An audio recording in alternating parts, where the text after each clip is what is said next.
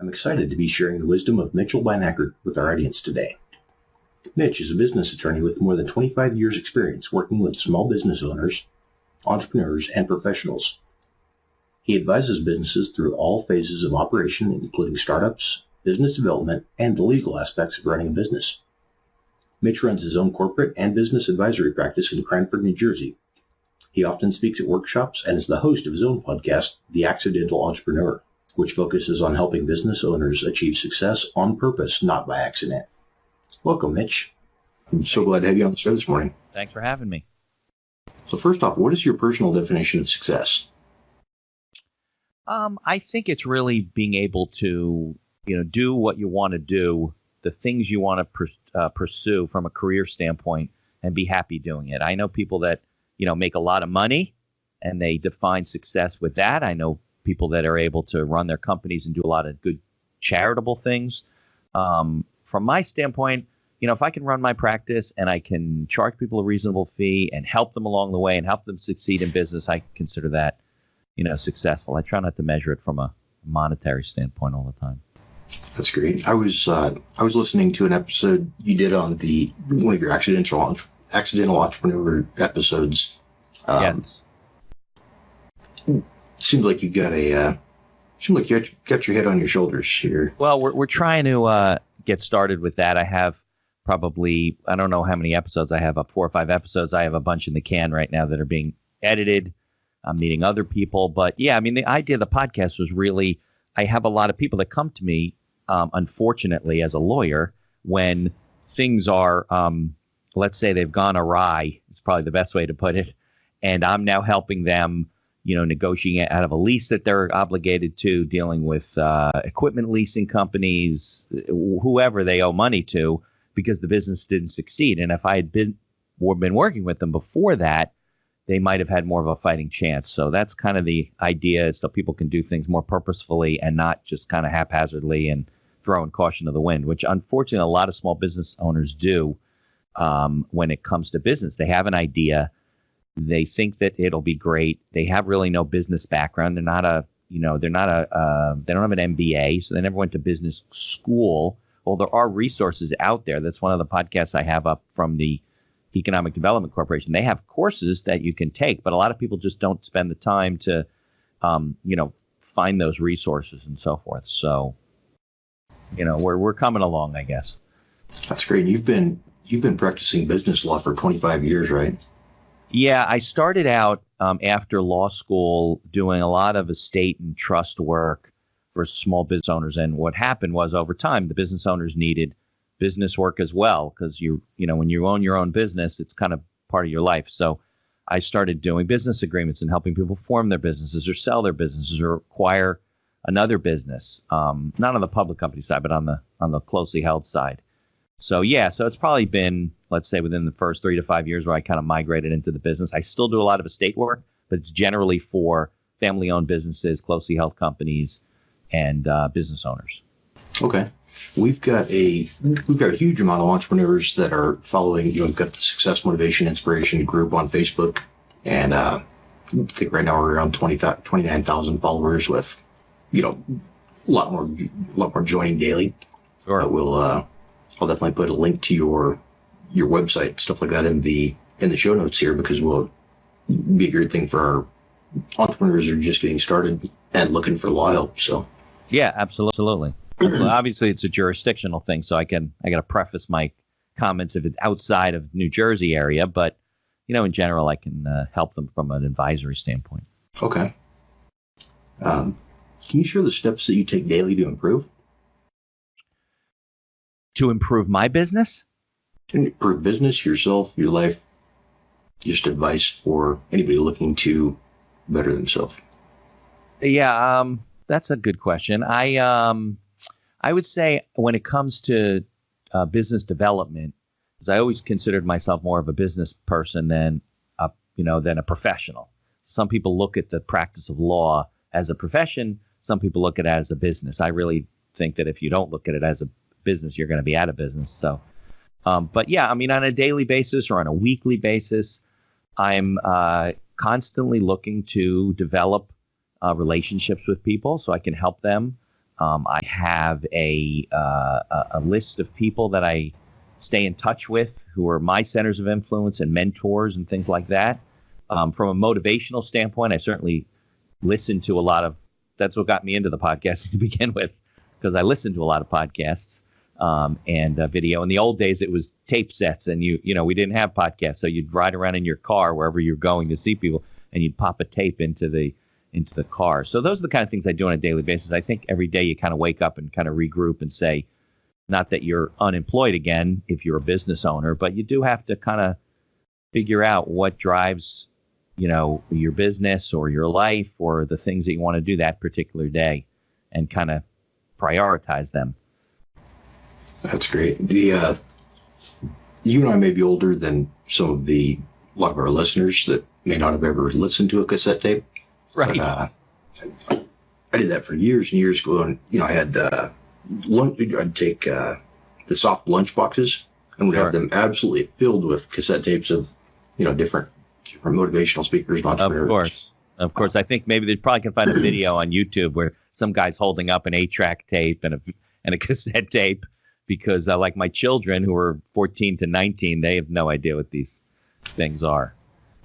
Yeah, why would you have a tangible item when you could just listen to it on the internet? Right. Huh? They don't even understand compact discs. They're like, why would you take that? It's all on demand. Our whole life's on demand. That's awesome. Another question, this is kind of a general question for anybody that's looking to make an important decision. How do you weigh decisions? Or I'm getting some feedback on your voice. It's like crackly. I don't know if that comes out on your end or just my end. I'm not hearing it on my end here. But okay, good. As long as you don't hear it, that's fine. Okay, I'm sorry. Repeat the question, Curtis. Okay, so what advice would you give, just general advice for someone looking to make an important decision? Oh, what kind you got? Can you give me a category of important decisions? So, like a business decision or a personal decision? Business or personal? Do you have something that, if you've got a major decision coming at you, is there a process or steps that you take to, like Edison had the chart. Right. There's things like that. Do you have any kind of any advice on how you make decisions? That's a good question.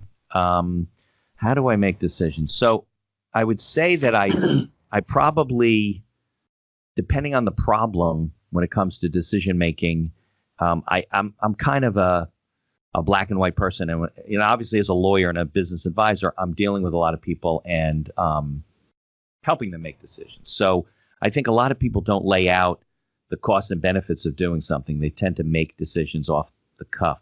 So when it comes to making a decision, I try to kind of list, and sometimes on paper, if it's complicated, the benefits of doing what I'm doing and the disadvantages of doing what I'm doing. And if one outweighs the other, I may do it. I also find, from my experience, since I've been doing this for so long, I try very rarely to make precipitous decisions. So something happens that day and you say, oh, I gotta, you're responding to something immediately. And that's not always the best way. Sometimes you got to regroup, take a breath, turn everything off, go home, sleep on it for the night. And you'd be surprised what ideas come into your mind that make something more beneficial than you realized, or maybe, it's worse for you to do. And I find that with a lot of business owners that I work with, they tend to make, they tend to make just quick decisions that aren't well thought through. Sometimes they'll call me if I'm their advisor and we'll think it through and I'll talk them through it. That's also a good methodology. If you have somebody that is a mentor or somebody that's a colleague that you trust their opinion, I think it's always good to run things by somebody. So you talk out the idea. If you can't have anybody to talk to, talk it out loud to yourself and make some notes. But I think you got to work your way through it, because a lot of people react, especially in today's day. They get an email about something or a text message about something, and they immediately react and respond. And they find out, first of all, that the message didn't mean what they thought it meant, or there was a better way to deal with it. They have relationships to maintain. And so that's kind of how I approach things. I try and take a step back and not react right away, unless it's something that's an emergency for a client, and then kind of weigh the pros and the cons carefully. Well, it's probably easier to make a quick decision like that if you are not emotionally attached, like advising a client, I would assume. But Of course, definitely. That's often why clients call me to discuss a decision making, because that's the biggest problem, is that we can't make decisions without getting our emotions, putting our emotions aside. And that's one of the methodologies I use in terms of, okay, take a step back and just forget about it. Don't respond. Life will go on. You can wait an hour or two. You can wait till tomorrow morning, and the situation will reveal itself, and watch what happens as it develops. And I think that the emotional side of it is what gets in the way of a lot of these things. I don't care whether it's parenting or business decisions or, whatever it is. You get an email from the school about your son or daughter, you immediately think it's a problem. The parents get on the defensive, and it wasn't a big deal, or something they just had to deal with. So I think emotion is a big problem when it comes to making clear decisions. Okay. That's great advice. Appreciate that. Can you tell me about a specific moment that set you on the path to where you are now? I think where I am now just kind of developed over time. I grew up in an insurance family. My father was in the life insurance business, still is, since I think 1965. I went from college to law school with an interest in business, and was always interested in entrepreneurship. Matter of fact, probably my first business, I think you had emailed me a question about this. I think my first business was like in 8th grade. I was a tennis player. I don't play as much tennis anymore, but I used to string rackets, and I was into fishing. I used to make handmade fishing rods, and I would sell them. And it was in 8th grade. I didn't really know what I was doing. I didn't have no social media in those days. You just did it kind of for people that you knew. And then after that, I just, every summer I never had a summer job where I went to work for a company. When I was in law school, I did. But I always had a business. When detailing became big with cars, I started a detailing company in the middle of high school, sold it at the end to somebody. When I was in college, we had a DJ business at the fraternity house, and I ran that. We used to make money, go to all kinds of houses, and in those days spin records, and then it became CDs and then MP3s and things like that. So it probably started back when I was in middle school, when my father would, introduce me to Forbes magazine or, whatever it happens to be. So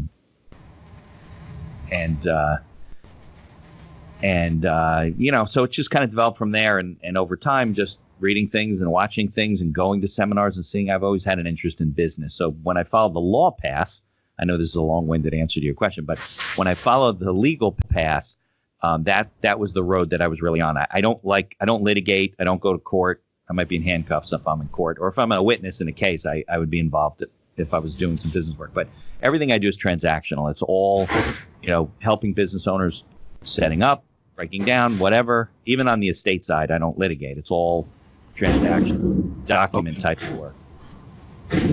So I guess that's where, now that I'm thinking about it, that's kind of where it started back in middle school when I was young.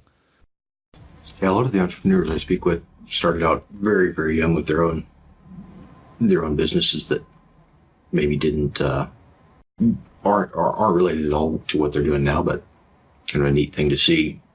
If you've got a kid that's trying to sell you something at 4 or 5 years old, that's probably end up in our shoes now. Right. Yeah, exactly. I mean, the passion's there. They may end up doing something else, but I think the entrepreneurial spirit is there. When we were young, the word entrepreneur was kind of a foreign word. Now it's very common. There's programs in college. Everybody's talking about it, and everybody's an entrepreneur, which it's not always the case, but they think that they are. So, yeah. If you could recommend one book for our audience, what would that be?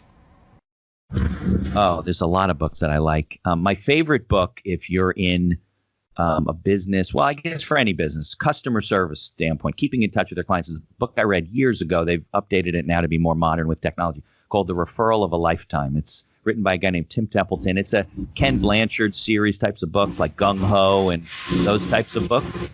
It's written as a parable, so it's an easy read. It's a good story, but it's a very good story about how to build a program of keeping in touch with your client base and with your customers. when I meet business owners and I work with them, it's very common that they don't keep regular contact with their clients. And especially nowadays, 15 years ago, you'd have to have a mailing list. Maybe it was on a spreadsheet, but you'd have to print out a postcard or print out something and mail it to all these people to stay in touch. So if you had 10 or 15,000 people, could you imagine you said you have sometimes, 20 or 30,000 views or followers on, could you imagine mailing to them on a monthly basis? It would cost you a fortune. But nowadays with Constant Contact and MailChimp and other, web-based services like that, it's easy to maintain thousands of contacts just to remind them that you're alive, that you're doing X, Y, and Z. It doesn't always have to be business related, but I find very commonly I go and patronize a business, say they're a retail store, a restaurant or something, and they'll have a fishbowl with, you put your business card in, you win a lunch, you win whatever you win.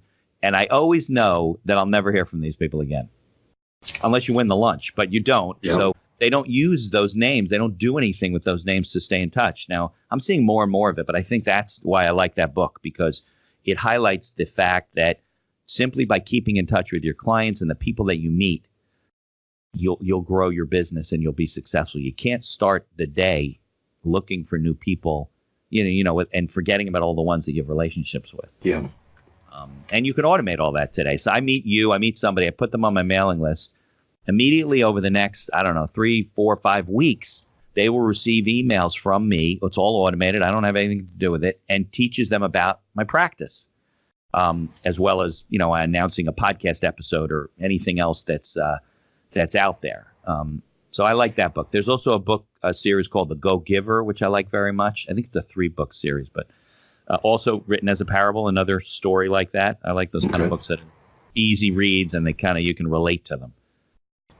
Okay, cool. I will definitely check those out. I own some retail locations, retail stores that we're always looking to improve customer service and those connections. And sure, I realize people can purchase the same thing from just about anywhere they get on Amazon or eBay or whatever.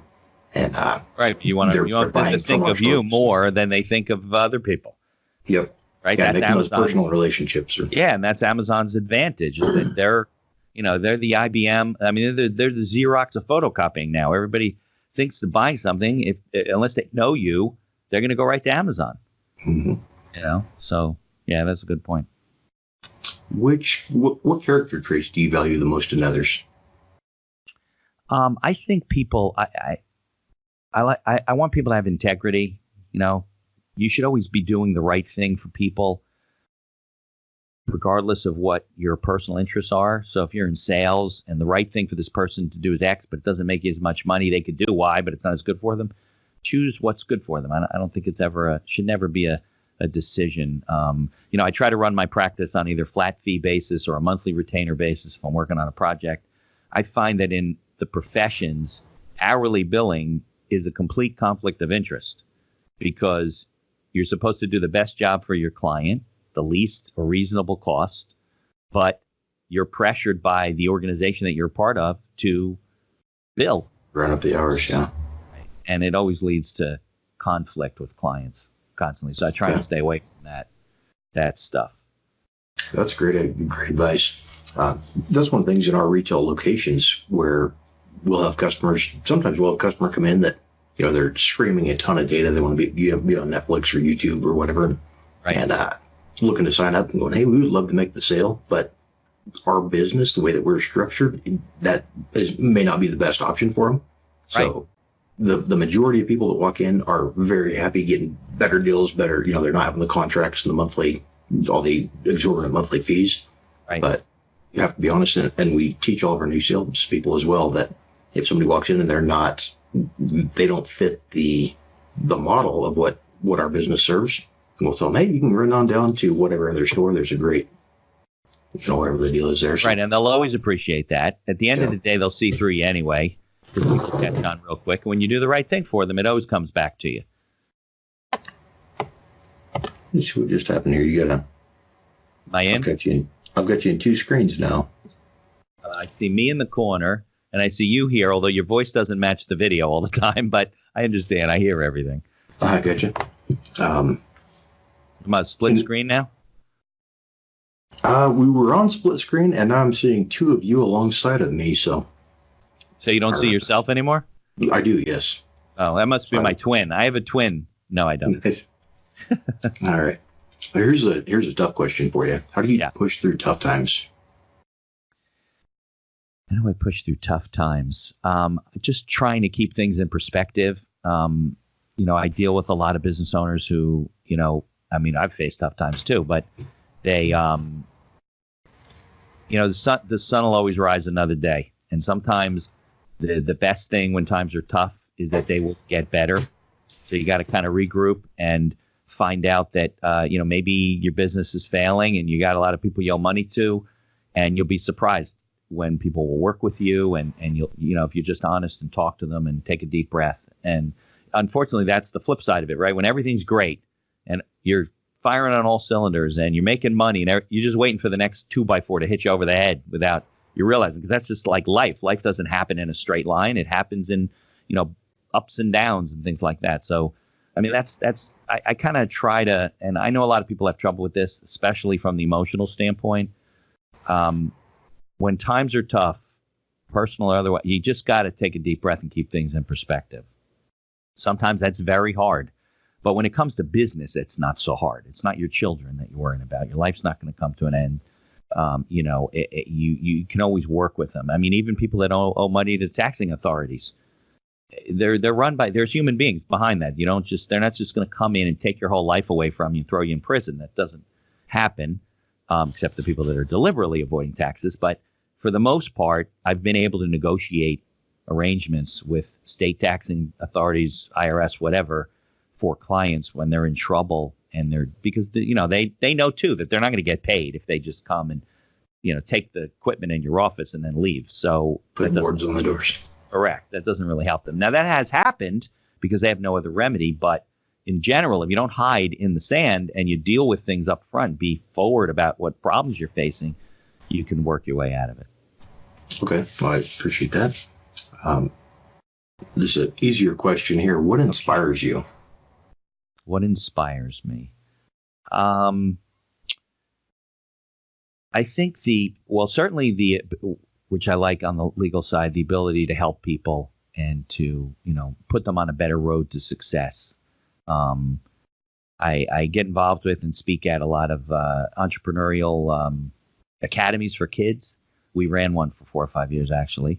And it was very rewarding to see how creative the kids are and how they dealt with problems. So I would say that's probably what on the business side inspires me. Obviously on the personal side, my children and my wife inspire me with all the stuff that they're achieving and how they're growing up and things like that. So that's awesome. And how do you manage and prioritize opportunities? There's a little bit of a variation on the question I asked earlier, but when you've got somebody that's approaching you with a business opportunity or a new idea, the podcast or whatever it is, how do you prioritize those? Yeah, I think I try to weigh what new opportunities are coming and how it might affect opportunities that I have. I know I have a couple of people that I work with. They're all over the place. They got, every time I talk to them, there's something else going on, and they never get off the ground on the things that they're working on. So I think from a priority standpoint, you gotta, and I decide, okay, do I want to continue with the podcast, and is it helping my business, or should I start another podcast? And I may start one for legal stuff that's more broad-based than the entrepreneurial one. But, for a while I was doing videos, and then I decided, it was too much work to get dressed up on a Saturday and go in and shoot videos. And I felt the podcast was better. And so I try to prioritize things from a standpoint of, how much time do you really have? And how intrusive do you want opportunities to be in your life? You can't pursue everything. So I would say that's probably how I prioritize things. Okay, that's great advice. And what advice would you give to your 18-year-old self? My 18-year-old self. That's funny. So I was talking to someone the other day about this. If it was a podcast interview actually I was doing, and you always say if you knew what you know now when you're 18 years old, you would be much farther ahead than where you are, right? Because there's a learning process.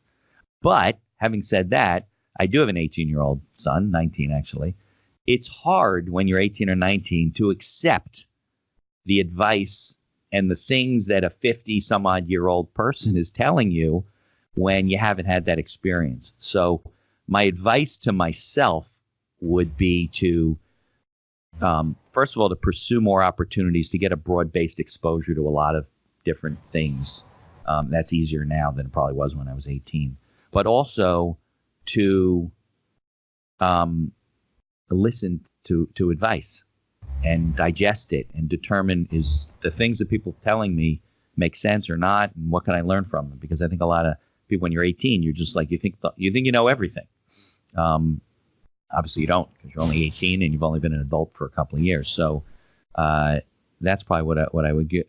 When I started in sales, I was in sales for a while on the estate planning side and insurance with my father. I think the best advice I ever got was, if you're going to get started in a particular business, for the first year or two, every month, find a mentor, somebody in your business, somebody who's a successful business owner that you know, somebody who your parents know, somebody who your friends know, and have a cup of coffee with them, a different person every month, and ask them, how did you get started? What problems did you have along the way? How did you overcome them?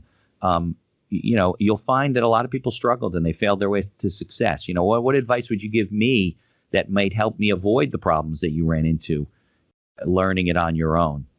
So that's the kind of things that if I was 18 and somebody was telling me that and I was open-minded enough to understand, I probably would be a little bit ahead of where I am now.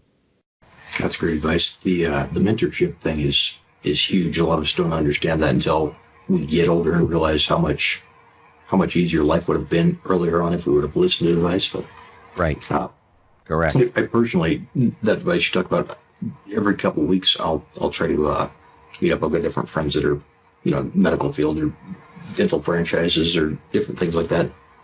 Maybe not related at all to what I'm doing. Sure. But, say, hey, let me take you out to lunch, and we'll sit there and I get more out of that few bucks it costs for lunch than, I don't show up having any kind of a motive or any reason to. Right, absolutely. Just a good lunch with a friend, but right. I always seem to get more than my lunch money's worth for the leadership and mentorship that I get. And it's all part of networking, right? So you're building your network, you're making contacts. It doesn't have to be people you're going to directly do business with, but there may be people that can introduce you to somebody else in the future, or give you an idea, or recommend a book to you, or tell you a story that's valuable lesson to you. So yeah, I think that's the biggest part that people don't get when it comes to networking and building a network of people. When they have problems and they need something, they're going to need people, resources to tap into to solve those problems. Awesome. Well, thank you so much for your time. I sure appreciate you sharing your insight and your wisdom with us. It's been a great podcast. Thank you. Okay, Curtis, I appreciate it. Thanks a lot. Take care.